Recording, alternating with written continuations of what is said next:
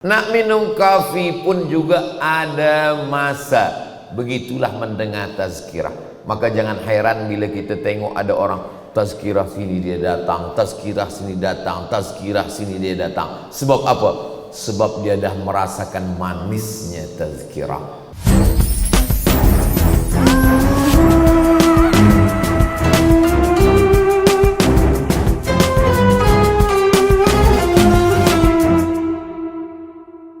Yang kelima, an yamini wa shimal, dari kanan dan kiri. Balance, keseimbangan.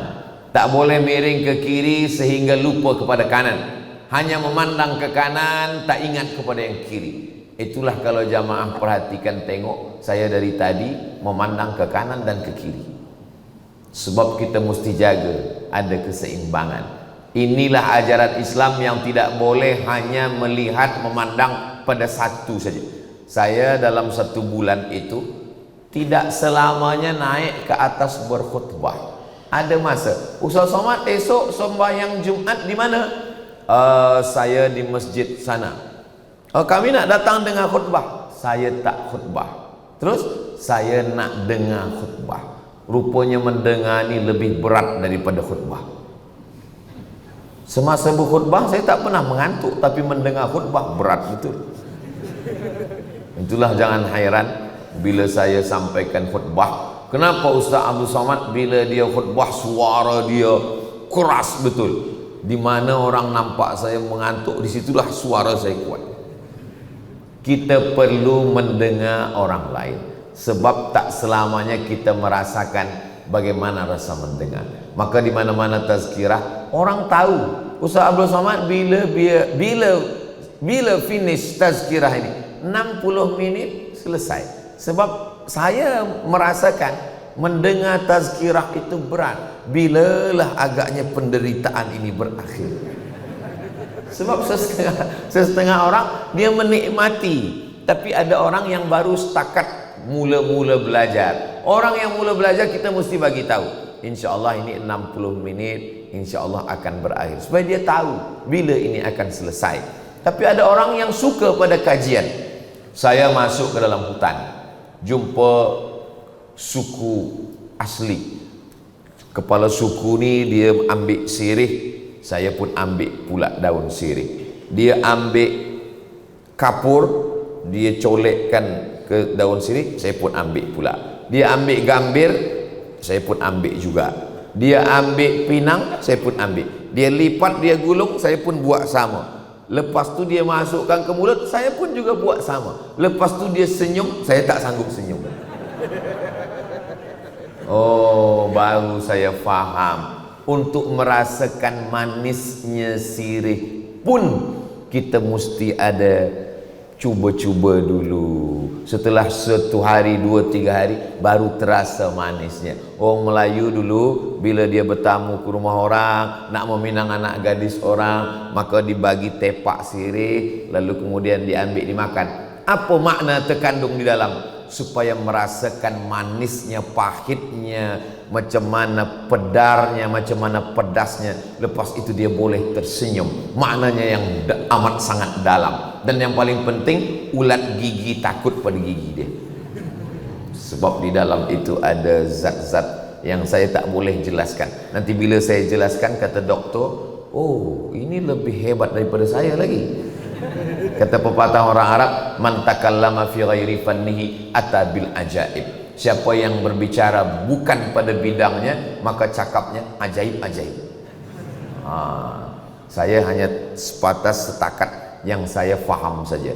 Yang tak faham kita tak boleh cakap. La taqfu ma laisa laka bihi ilmun. Jangan engkau cakap yang engkau tak faham. Inna sam'a, pendengaran, wal basar, mata, wal fuad, hati dan pikiran, kullu ulaika kana anhu mas'ula, semua akan disoal, semua akan ditanya. Di beberapa tempat sampai hari ini, di beberapa suku itu bila kita datang, kita sambut dengan tari persembahan.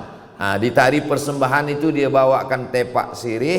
Di dalam tepak sirih itu nanti dia bukakan, silalah ambil sirih. Dulu saya sangka sirih itu memang diambil satu, Jadi manakala dia bawa begini, saya ambil satu, saya masuk.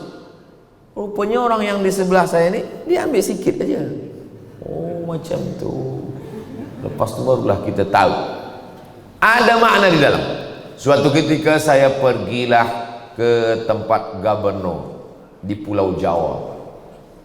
Ustaz Abdul Somad, di tempat kami ini ada namanya musabaqah. Setahu saya musabaqah ini musabaqah tilawatil Quran, rupanya musabaqah minum kopi. Kopi yang ini, kopi saya ini Ustaz Abdul Somad ini the best, juara musabaqah internasional. Kenapa macam itu? Sebab dari mulai pokok dia, tanah dia, sampai kepada buah dia pun buah pilihan, buah yang dah masak, lepas itu baru dikupas, baru inilah kopi pilihan. Cuba Ustaz ambil satu cawan, saya pun ambil satu cawan, dekatkan ke mulut, saya pun dekatkan mulut. Pelan-pelan Ustaz ucap bismillah, bismillah. Ini saya tanya, ini tak ada gula? Oh, minum kopi tak ada gula. Kalau minum kopi pakai gula, itu namanya minum air gula pakai kopi. Oh, iyalah kata saya. Selepas itu jangan terus ditelan, tahan kejap Ustaz Somad, tahan. Saya pun tahan. Lepas itu dia tanya, macam mana? Kata saya, pahit. Ustaz Abdul Somad belum sampai pada zauk lagi, kata dia. Saya tanya, berapa lama baru sampai pada zauk? Ya, saya dah minum 10-20 tahun lah. Untuk merasakan manisnya sirih, maka kata pepatah orang Melayu, habis manis sepah dibuang. Tapi kalau dia dah rasakan manisnya, habis manis sepah-sepahnya sekali ditelan. Mana ada orang dulu makan sirih sepahnya dibuang, dia telan sekali. Yang sepah dibuang itu tebu. Jangan pula makan tebu sepahnya ditelan juga.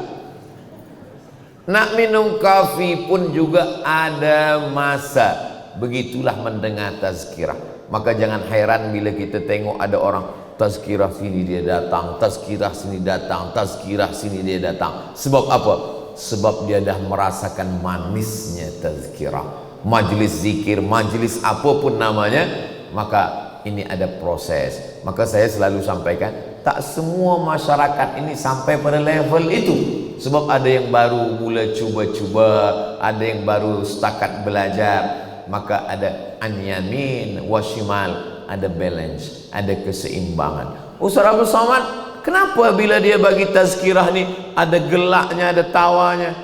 Oh, saya boleh serius 1 jam tak ada gelak, boleh. Tapi kan tak semua orang dah sampai pada level itu.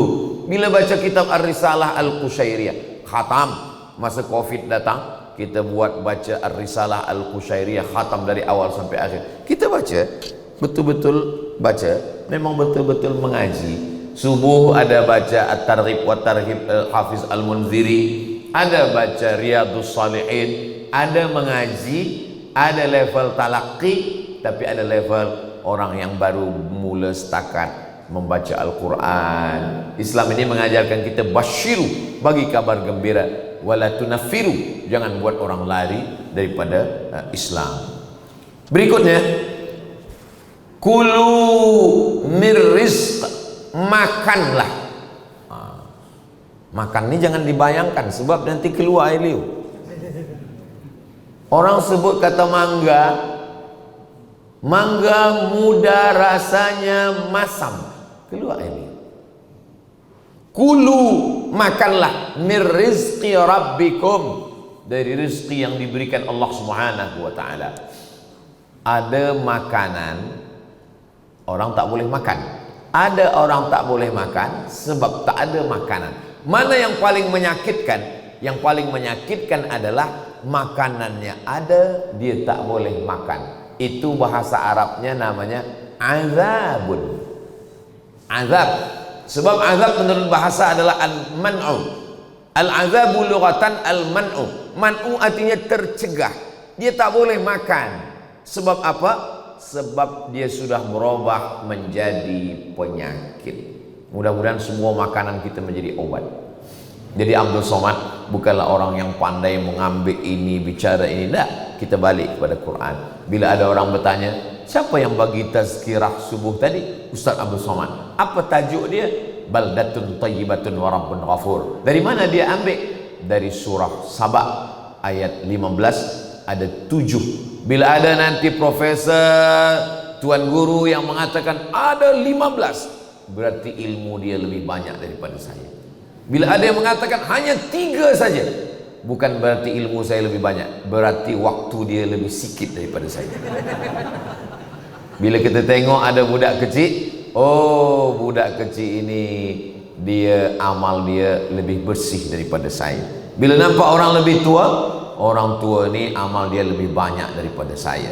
Bila nampak orang kafir, mungkin bila Allah bagi dia hidayah, dia boleh masuk Islam dan dia lebih bersih daripada saya. Supaya kita tak merasa diri kita lebih daripada orang lain. La yadkhulul jannah, tak masuk surga, man kana fi qalbihi, siapa yang dalam hatinya mithqala habatin min khardalin min kibrin, ada sombong walaupun sebesar biji sawi. Baru ayat itu ditutup Allah Subhanahu wa taala, baldatun thayyibatun wa rabbun ghafur. Itulah dia negeri yang baik dan Allah memberikan ampunan. Ada negerinya baik tapi Allah tak ridha. Ada Allah ridha tapi negeri itu nampak macam susah, payah. Yang kita inginkan itu adalah baldatun thayyibatun wa rabbun ghafur. Saya menulis PhD di Omdurman Islamic University. Nama supervisor Profesor Dr. Syekh Omar Al-Ma'ruf Ali. Dia tanya ke saya, kamu tahu suatu negeri dekat dengan negeri kamu namanya Brunei Darussalam? Oh tahu, kata saya. Kalau boleh kamu ke sana, syariat agama Allah dilaksanakan. Ini yang bercakap dia, kata saya. Saya memanglah dalam setahun saya ada 2 kali dari 2018 2019, kata saya. Kalau kamu sudah sampai ke sana, saya ingin betul nak menengok negeri itu, kata dia. Kata saya, nanti panjang umur sehat badan, saya akan bawa profesor ke sana, berkeliling kita tengok-tengok. Sebab saya dari 2018 dah ke sana. Rupanya ada yang lebih cepat daripada keinginan. Meninggal beliau tahun 2020. Tapi dia amat sangat ingin melihat, sebab dia selama ini dia mendengar-dengar saja. Dia merupakan pakar profesor bidang hadis. Dia dari Al-Madinah Al-Munawwarah. Selepas itu dia mengajar di Omdurman Islamic University. Dia mendengar berita tentang negeri ini. Manakala dia tahu saya mendapat visiting professor di UNISA, berita itu sampai, saya bagi gambar, dia amat sangat senang sekali. Mudah-mudahan Allah menjaga negeri ini, Allah jadikan tetap dalam baldatun thayyibatun wa rabbun ghafur. Itulah kaji kita pada subuh yang penuh dengan barakah ini. Di antara doa Nabi Muhammad SAW, Allahumma barik li ummati fi bukuriha, berikanlah berkah pada umatku di waktu yang pagi. Sesiapa yang bangun pagi lebih awal, dialah yang lebih banyak dapat keberkahan. Mudah-mudahan kita mendapatkan keberkahannya. Al-hadhihi niyah wa kulli niyatin salihah. Al-Fatihah.